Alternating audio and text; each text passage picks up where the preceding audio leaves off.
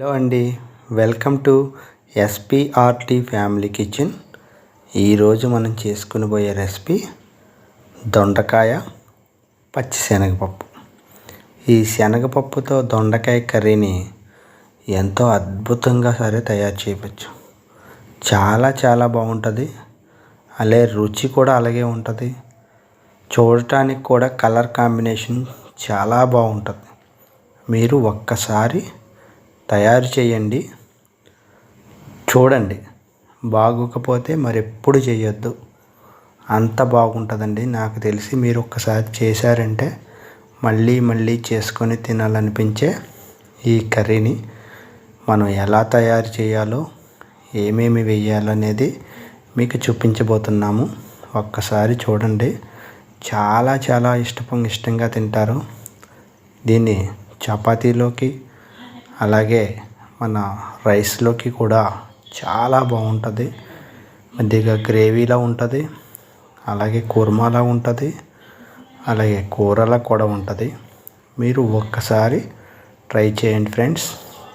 దీనికి ముందుగా కావలసిన పదార్థాలు: ఒక పావు కేజీ దొండకాయలు, అలాగే పచ్చిశనగపప్పు ఒక 2-3 గంటల ముందు నానబెట్టుకొని ఉంచుకోవాలి. అలాగే ఒక ఉల్లిపాయ, ఒక 3 పచ్చిమిరపకాయలు కోసుకోవాలి. కోసి పెట్టుకొని చూడండి, దొండకాయలు కూడా చిన్న ముక్కలుగా కట్ చేయాలండి, పెద్ద సైజులో కాదు. అలాగే ఈ శనగపప్పు, ఇంకా అల్లం వెల్లుల్లి పేస్ట్, కొద్దిగా కరివేపాకు, వీటన్నిటి కాంబినేషన్తో మనం దొండకాయ కూరను అదిరిపోయేలా చేస్తాం చూడండి. అయితే ముందుగా స్టవ్ వెలిగించి స్టవ్ మీద కడాయి పెట్టుకున్నాము. కడాయిలో మనం ఒక 3 టేబుల్ స్పూన్లు ఆయిల్ వేసుకోవాలి.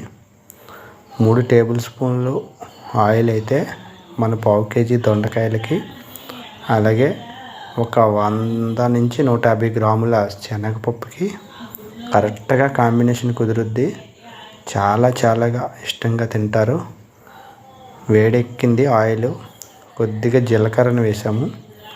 వెంటనే పచ్చిమిరపకాయలని అలాగే ఉల్లిపాయలని కూడా అదే ప్యాన్లో వేసేయండి. అలాగే ముందుగా మన ఛానల్ చూస్తున్న వారు ఎవరైనా ఉంటే ఒక్కసారి సబ్స్క్రైబ్ చేసుకోండి, అలాగే లైక్ చేయండి.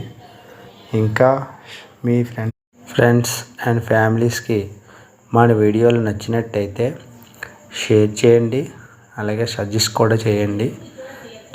చాలా బాగుంటాయి ఈ కర్రీస్. అలాగే కొద్దిగా అల్లం వెల్లుల్లి పేస్ట్, 1 టేబుల్ స్పూన్ అల్లం వెల్లుల్లి పేస్ట్ని వేసుకోండి. ఈ అల్లం వెల్లుల్లి పేస్ట్ ఉల్లిపాయలో వేసినప్పుడు ఈ అరోమా అనేది, వాసన చాలా బాగుంటుందండి. మీరు ఒక్కసారి వాసన కూడా తీసుకొని చూడండి. ఉల్లిపాయలు వేసినప్పుడు ఆయిల్లో చాలా బాగా నచ్చుతుంది నాకైతే. అలాగే ఉల్లిపాయలు మాత్రం బాగా ఫ్రై చేయండి. మనం ఉల్లిపాయ పచ్చిమిరపకాయలు ఎంత బాగా ఫ్రై చేస్తే, అయితే ఇక్కడ నేను కొద్దిగా పసుపును వేశాను. ఆ పసుపు వేసిన వీడియో మిస్ అయినట్టుంది. కొద్దిగా పసుపును వేసుకోండి. అలాగే కరివేపాకు కూడా వేసేసుకోండి.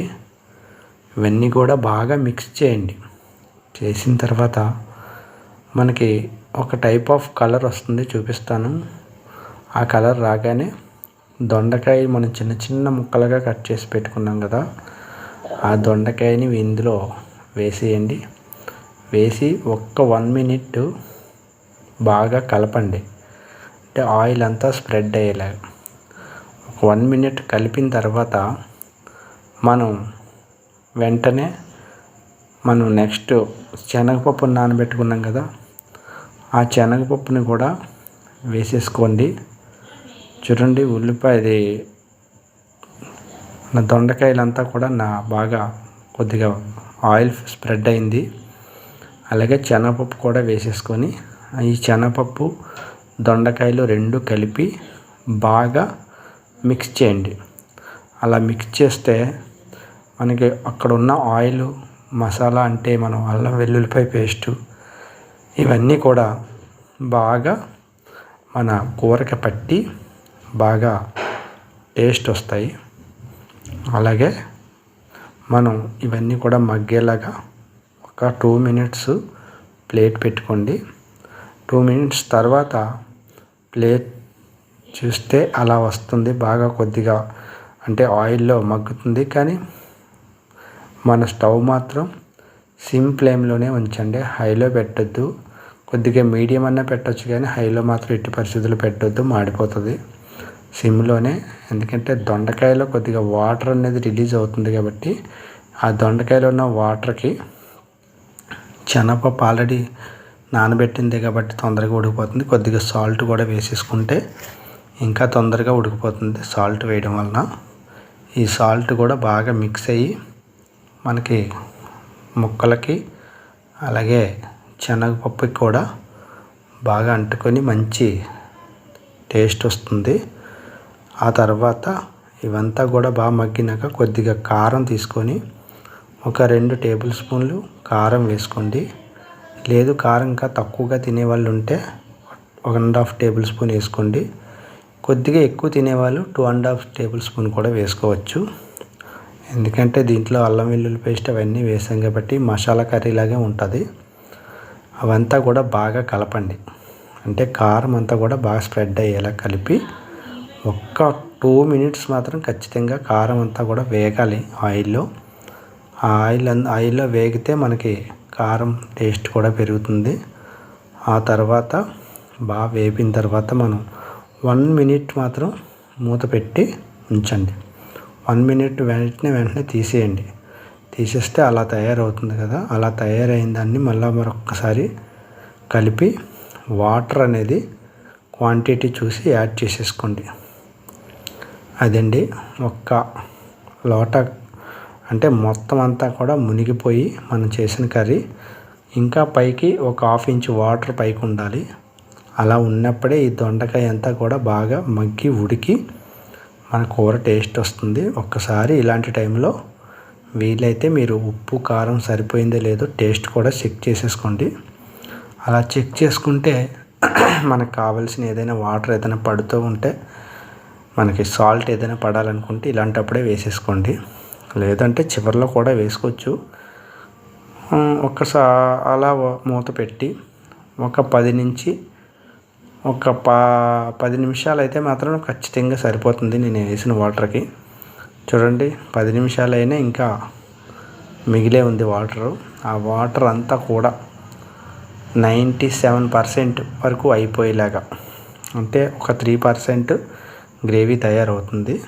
దానికోసం అలా వదిలేయండి. ఈలోపు మీకు వీలైతే ఆ ముక్కల్ని ఒకసారి నొక్కి చూసుకున్నారనుకోండి, అది వేగిపోయినాయా ఉడికిపోయినాయా అనేది ఉన్నాయనుకోండి. టేస్ట్ కూడా చేయొచ్చు వీలైతే. మన శనగపప్పు అయితే మెత్తగా అయిపోయింది. కొద్దిగా దొండకాయ అనేది మాత్రమే కొద్దిగా ఉడకాలనుకుంటున్నాను. అది కూడా ఈ 2 మినిట్స్లో ఉడికిపోతుంది. ఏం పర్వాలేదు. ఒకవేళ కారం ఏమైనా కలర్ తక్కువగా అనిపించినా కొద్దిగా వేసుకోవచ్చు చివరిలో. చూడండి కూర అంతా కూడా దగ్గర పడిపోయింది. ఎంతో అద్భుతమైనటువంటి శనగపప్పు దొండకాయ కర్రీ తయారైపోయింది మనకి. ఇంకా అమోఘం, అద్భుతం అనే మాటలు సరిపోవు దీనికి. అంత బాగుంటుంది శనగపప్పు దొండకాయ కర్రీ. అలాగే ఈ దొండకాయ కర్రీని బాగా తింటే పిల్లలకి మ్యాథ్స్ అనేది వస్తుందని అంటారు. అది వస్తుందో నిజమో తెలీదు. అంతేనండి, మనకి ఎంతో ఇష్టమైనటువంటి దొండకాయ కర్రీ తయారైపోయింది. ఇంకా మనం సర్వ్ చేసుకొని దగ్గరగా చేసేసుకొని వడ్డించుకొని తినేస్తే చాలా చాలా బాగుంటుంది. Thank you very much.